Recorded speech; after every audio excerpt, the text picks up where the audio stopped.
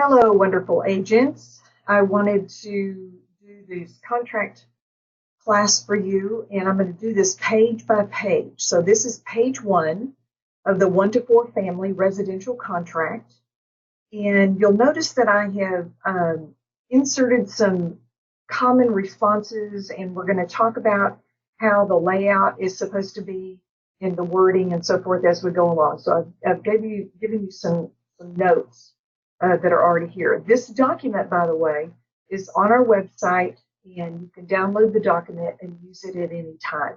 So let's just make sure that we, these notes are just a guideline, so be careful with that. All right, page one. The parties to the contract, Richard and Susie Smith, not Richard Smith and Susie Smith, not Richard and Susie Smith, right? Okay.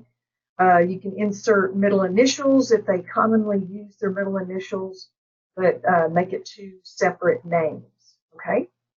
Now, in this particular time, the buyer on this example is Remarkable Properties, LLC, Mark Anthony, President.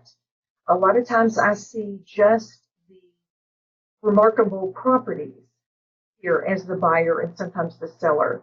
We really need the name of the authorized person to sign for this company, and you need to ask some questions about, is this a partnership? Is this the sole ownership, the sole proprietorship? Make sure that the person that's signing these documents is authorized to do so. There's been case studies where it was a partnership, and one partner decided they were going to buy property or sell property, and the other partner did not agree, and it ended up in court. So let's make sure that we are working with the people that can make these types of decisions. Got it? Okay, so down in property, you'll look on the tax record, either at the county appraisal district or on Realist, for the lot and block. Okay. It's usually a lot number and a block number or letter or something like that. Now, here's a space. It says space addition. This is the common subdivision name. Woodland Park, Magnolia Park, Chase Oaks, that's the subdivision name, okay? City of, obviously, Coppell or wherever it is, county of, whatever that is. And then known as, that's the common street address, such as 123 Main Street, Coppell, Texas 75019, okay? Now, the next couple of paragraphs, improvements and accessories, these are really, really important. If you're the listing agent, these 2 paragraphs are in the listing agreement, and you need to have a conversation, a very thorough conversation with your seller about what is expected to stay with the property as improvements and accessories, ceiling fans, mirrors, antennas, mounts and brackets for televisions. They could take the television, but if they want the mount and bracket, that's got to be excluded, and then they have to patch the holes. Okay, garage door openers, that sort of thing. And accessories, these are not necessarily attached or permanently attached, but they are assumed to stay. And watch this, curtains and rods. So if your seller has beautiful custom draperies in the family room, you need to ask them questions. Are you going to take these draperies? Are you going to leave them? Find out what their intention is. We've had sellers want to take their stove. They've got a freestanding stove and they intend to take it. Well, it's going to be pretty tough to sell a house without a stove because lenders like to see stoves in houses. So you may have to consult your seller that if they want to take that freestanding super duper throwdown Viking stove, then they need to go buy a stove and put in that house so that that buyer can get a loan on it. Makes sense? And also on the curtains and rods, like if the master bedroom bedding matches the curtains, just ask questions. Draperies and rods, that sort of thing. And if they want to take it, If they want to take the rods down, then they need to be have the intention of patching the holes. Okay, um, swimming pool equipment. That's the what do you call it, that runs around in the bottom of the pool, sucking up crud. Um, that includes that, maintenance accessories, that's dips and brushes and things like that, okay?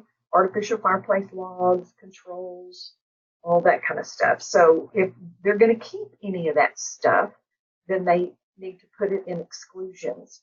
And buyer's agents need to make sure that the buyer understands what's going to be left behind and what's going to be what's leaving. And I would ask the listing agent as well, are there any exclusions? Generally, they put it on the MLS, but I would still ask, because you don't want to get, after closing and funding, take your buyer over to their new home and it's all exciting, and they walk in and those custom draperies are gone. So all of that needs to be talked about, or you're just going to be solving problems, big problems.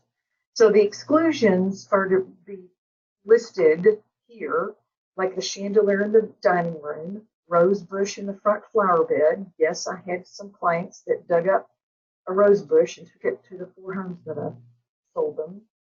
Wall mount TVs, wall mounts will stay. You can say that. And it would be best if the seller went ahead and took that chandelier down and replaced it with something. Doesn't have to be, it needs to suit the property. If you got $1 million property, you don't go to Home Depot and buy some cheesy, chandelier or light fixture to go up there. It needs to be suitable to the property. But it would be better if you went ahead and took that chandelier down and go ahead and dug up that rose bush and put it in a pot that you're going to take with you. Okay. Sales price. This is the cash portion is the down payment. This second level is the financing. This is the loan, the amount of loan that they're going to get. You add those two up, and this is the sales price. Make sure the math works. Okay, I've seen contracts come through, and they've scratched out this sales price, and they've negotiated the sales price, but then they didn't go back and recompute what the down payment and the financing are. So be sure these numbers add up. License holder disclosure, very, very, very important. TREC requires this. It's critical. You can lose your license if you don't disclose. And what you need to say, it says that if it's a party to the transaction or acting on behalf of the spouse, parent, or child, business entity in which the license holder owns more than 10%, or a trust for which the license holder acts as a trustee or for the spouse, parent, or child. It's better if you're related to the buyer or the seller, just say it. That you don't have to say what your relation is, but it's better to say, of course, you're going to say buyer is a licensed real estate agent, okay, in the state of Texas. Listing agent is related to seller. Listing buyer's agent is related to buyer. You don't have to talk about the relationship, but it's better to just go ahead and disclose that, okay? Earnest money. Generally, it's 1%, but it's negotiable. But if you're representing a buyer, make sure it's enough that shows the seller that they're serious, right? And then as earnest money to the escrow agent. So the escrow agent is actually the title company, not the closer. Okay, that's a little bit confusing because they're not going to make this $4,000 check out to Samantha, right? They're going to make it out to Republic Title. So Republic Title, and if you want to put your favorite closer's name down there or the closer that the listing agent has requested, then you can do that. But this right here should be a company, not just a person's name, all right? And then their address is helpful to include that as well. And then coming down to the title policy and survey, you would put that the title company, which is Republic Title in this example, would be right there, okay? Now, for the sake of sometimes if your buyer wants to put a real strong offer in on a property that you think is going to be multiple offers and they want to take care of more of the expenses for the seller so it nets the seller more money. One of the ways they can do that is offer to pay for the title policy. And the title policy is roughly 8.8% of the sales price. For example, $400,000 times 0.008 is $3,200.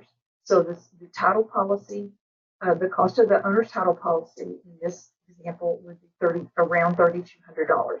That's actually a little bit high, but I'd rather overestimate than underestimate just to make sure.